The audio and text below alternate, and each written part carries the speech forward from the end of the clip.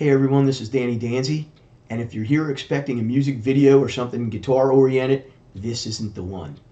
Uh, Today I'm actually going to talk about another passion of mine that I think quite a few people may be interested in, and that's my gun collection and love of guns and shooting and firing ranges and all that stuff. But what's up today is I bought a gun recently that has had a lot of mixed reviews online and a lot of pros and cons, and I just wanted to share my personal experience with you, having had this firearm for a little while now. And the firearm in question is the Kel Tec KSG. I'm sure a lot of people are familiar with it. I had some modifications done to mine, which I'll get into, but there's a lot of pros and cons on this firearm, and I think it just depends on how well you want to master it. There's a lot of things that I think I'm going to share with you here that may save your life. I'm not one of those big pro shooter guys. I'm just a normal person that has invested a lot of time, a lot of money in training and firearms, and I'm like really into this. But I think from my my knowledge standpoint, not being a super pro like some of the guys that give these reviews, I think this is more for the common, people, like me, that may be just getting into it, or you're semi-advanced. This is going to be a great video for you. All right. So if you have one of these and you treat it more like a novelty because you don't trust it, or you've read reviews and you don't want to buy one because of what you read, I'm going to try to straighten you out here. Okay. First of all, in my opinion, this is one of the most incredible shotguns ever made. With our two tubes here, of course you can go 7, 7, 14, and then one in the chamber, which is really amazing. I mean, that's a 15 shot payload in a shotgun. So if God forbid you can't neutralize a target with that many rounds, you deserve to get your butt kicked. No, God forbid. Of course we hope that we never have to use one of these. I'm not one of those gun-toting Americans that, hope somebody breaks into my house. I don't want that. I'd hope that, that never happens. But if it does, I'm trained to handle it, and I feel very confident in my skills and my abilities to do so. But getting back to this weapon, let's cover the cons, which I want to try to fix with you. All right. The major con with this is the racking system. Okay, and if you rack it like that, and just so you know, I am completely empty. That's gun safety. You make sure your safety is always on. My safety's on. But the racking of this, if you don't rack it like your life depends on it, you're going to have a problem, and that's probably the only thing I'd like to see Kel Tec fix on this particular firearm. The other thing is, as long as you rack it with meaning, you won't have a problem. All right. So, for example, I'm sleeping in my house and somebody breaks in or whatever, and God forbid I have to reach for something like this. If you want to be secretive, this isn't the weapon. Or you load one in the chamber, you have your safety on, okay, and you reach for the gun, and that's the only click you're going to hear. Or you want that. That's intimidating. That's going to scare somebody to death if they hear that. Especially, and the nastier you rack it, you grab this gun with every ounce of your being that you want to survive, and you rack it, and it will put a shell in there. But if you're going to half it, it's not going to work, and you're going to pull a trigger and nothing's going to happen. All right. So they meant this gun to be racked with authority. If you're going to use a shotgun like this and defend your home, you better rack it with every ounce of your being. You know what I'm saying? You got to look at it as, well, if I pull the trigger and nothing happens, me and my family may die. So if you rack that thing, and I'm going to show you, I have some snap caps that I'm gonna put in here and show you. And the cool thing that I like about this gun, when you do put one in battery, is you feel it go into the buttstock. You feel something kind of happen. I mean, it's going into the chamber, of course, here, but you feel the whole thing move, so you know whether you've done it right. So you want to definitely feel for that. It's very important, and I think it's also important that you get these snap caps and practice with this, because if you don't practice with it, you're never going to get it right. All right. The gun's relatively light. Mine, with the mods that I've done, comes in at about 8 pounds, and with 7 in each tube and 7 here, I'm coming in at 9 pounds. So I only gained 1 pound with 21 rounds of ammo, cartridges. So, that's really not too bad. And it's a short shotgun. You don't have this big barrel sticking out. It's very easy to maneuver, whether you have to, strike somebody with it, whatever you have to do. It's just a great weapon, in my opinion, all the way around. But the racking, Kel Tec, if you're watching, if there's one thing I would like to see a change, it would be nice if we didn't have to rack it with such authority. Because if you don't, and you get a halfie, you're definitely not going to launch one into battery. And that's why people don't trust this. But if you get in the habit of, you got to slam this thing, it can handle it. It can handle whatever you can dish out. But I took it to the range, and I had no misfires. I had no problems. It fires all kinds of ammo. I've had no problems at all with it. But there was one time I didn't rack it, with authority. I'm at the range. I'm concentrating. I was sighting in my red dot, and I just happened not to do it as aggressively as I normally do. And of course, it didn't fire. I racked it again, and she fired. So the racking is definitely one of the important things, if not the most important thing I've read. I have a little cheat sheet here, so I hope you guys don't mind me just looking to make sure I have everything. I don't want to miss nothing, because there's a lot of cool stuff with this gun that I'm hoping to help you with. Okay. The other thing is the selector switch and loading this weapon. Now, I've seen a lot of guys, they go on YouTube and they load it down like this, because you have to load it underneath it here, as you can see. Okay. I see that, or I see this. You've lost in a situation. If you're in a real situation where you have to defend yourself, you lose. You can't be loading like this. All right. So if you're a right-handed shooter, of course you see your selector switch. This selects what tube. All right. There are 2 tubes in here. One here, one here. 2 tubes for you to put your ammo in. In my opinion, the left side is easier to load. I'm going to show you how to load this while holding the weapon, in a normal fashion. All right. If by chance you are completely empty and you are in a battle situation where you have to load really fast, I would say always load the left tube. All right. And the reason being, it's easier, because what we're going to do is we're going to use the weight of the gun to help us load it. Instead of looking upside down and all the way people were doing it, I take my shell. I have my left side already, set with the position, okay, the position switch. All I have to do is tilt the gun, place it in the battery, and push. Look how fast that is. And it's a lot easier on the left, because of a right-handed shooter. I'm just letting the gun lay in my hand. Now, for the right side, we flick that. I got another snap cap here. Now see, this feels a little more uncomfortable to me, but still, it's easy. I'm tilting the gun. I place the shell. I'm done.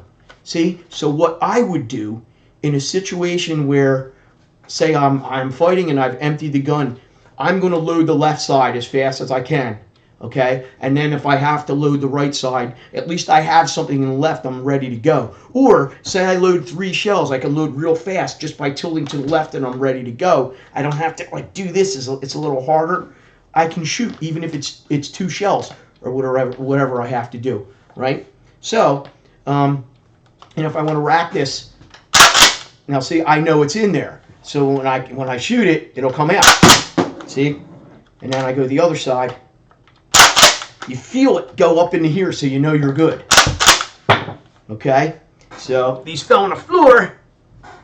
So that settles the loading problem. All right? That should help immensely with your loading. Now, the other thing that I want to show you as far as loading that no one else has covered, that I've seen anyway, is I'm going to show you how to load one into the battery manually. Okay? And the way I do it, which is easiest, and again, I don't even want to look down there, okay, is we're going to rack it all the way back. And you see these 2 metal pins in there? I just push them down lightly to where they move. And as soon as they move, they expose the barrel of the gun. So I can stick this in here and not even look, okay? And you're going to hear a thump.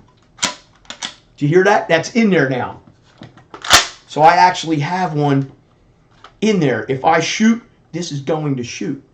Okay, so from there you can load 7 and 7, which gives you 15. All right, but again, I never took my hand off of anything. You know what I'm saying? I did it and showed you from under. I'm not going like this and taking my eyes off of my possible target. That is the whole thing with loading this gun the way I showed you. You're still kind of looking around. You're not totally taking your eyes and your mind off of what's going on around you, because in a real situation, you got to have time to react, or you don't have time to react. It's got to be, you're ready to go. You always got one ready to go, okay? So that's another thing. And the other con that we're having is, as you can see here, this is my tube selector switch for what side I want to shoot from, left to right, okay? This isn't the one that came with it. This is from HiTech.com, and it's excellent. Because what happens is, if you're shooting with the one that Kel Tec gives you, you literally have to take your hand off the trigger and select it, okay? Where this one, my wrist selects it. See? I don't know if you can hear that, see it, but I can keep my finger on the trigger. See, I'm still here. You hear it switching? So that's another thing that helps you survive, that you're not taking your eyes off of possible targets. All right, so I really think that that's important, to for everyone to stay focused there, because the things that I'm seeing on YouTube there's no way you're going to be able to fight in a real situation if you're flipping this upside down, or I see guys loading it, with the barrel side down. I just showed you 3 things that could save your life. Okay, let me just look. What else I have here? We will cover loaded tube selection. Okay, here's the other thing that is vicious with this firearm, especially if you're a littler guy like me. If you shoot slugs with this thing, it's unbelievable. If you're not ready, it'll break your arm. It was brutal. So I got this muzzle brake again from HiTech.com, and it helped a little. They claim 70% recoil difference, and to me, it's not. It's not 70%. I would say, if I had to realistically judge it, maybe 10 to 15. I mean, it still punched me on. Remember when you were young, you were younger, and it was your birthday, and people would punch you, for your age, and there was always the big guy that really punched you. It feels like you're getting kicked by an elephant when you shoot slugs. So, you can get maybe low recoil slugs. A slug's a slug, man. You're talking about that big thing that comes. Yeah, that's like a huge bullet. So I don't think that's ever going to change with this. But I did try. This was supposedly the best, for recoil. But it helped a little bit. I didn't notice anything drastic. Slugs, and my favorite, which is double op buck, I think that's the defense to use, really. You know what I mean? That you don't have to really aim. You could take out 2 perpetrators with one shot with that. So I think buckshot's the answer. Buckshot isn't that much less recoil than the slug with this. This gun really kicks, But again, I mean, compared to other shotguns that I fired, it's not as bad as they are. It's very usable, I don't mind it. I like a little extra kick, But the slug was definitely nastier without this, with the little barrel. The barrel, I had to take the barrel nut off of that. I must be a strong guy. Everybody was like blow torching them, or they had to use like an air ratchet. I got a 1/2 inch ratchet and just went, and the thing just came right off. So, but yeah, this is some of the upgrades that I did. I did this upgrade too, where you can put your extra shells. That's also from HiTech. It's a pretty cool company. They ship really fast. They're cool. I bought a case from them as well. So anyway, that's all the modifications I've done to this, and that's why I did what I did. I think that this is one of the best firearms that money can buy. And I think that if you practice with it, I practice with these snap caps. Even today, even though I have it down, I still practice to, and I don't try to go real fast. I try to go accurate. It's all accuracy. The same with music and me playing guitar. You don't get good playing things too fast. You can make mistakes, and you got to understand when you are in a situation where it's a life-threatening situation, I can't fathom what that must be like. Your mind must be going in a million different directions. It's survival. The adrenaline level must be off the hook. So, you want to get into, a routine where you don't mess up and you get used to racking this thing and you do what you have to do, and I think it's a great gun. I really do. In my personal opinion, the worst thing is shooting slugs. I'd like to see them do a little something about the racking so that there is less of a chance of a problem. But if you rack it with aggression, rack it like it could be your last day alive, this thing's going to go into battery every time. I've had no jams, no problems. Supposedly you can load it with mini shells also, and I think it'll shoot like 21 or something like that, but I haven't attempted that yet. So for like these are, I think 2 3/4 is what I've been shooting, and I've been happy with that. If you do 3-inch, I think you can only do 6 and 6, So, but go with 2 3/4 double aught buck. You should be fine.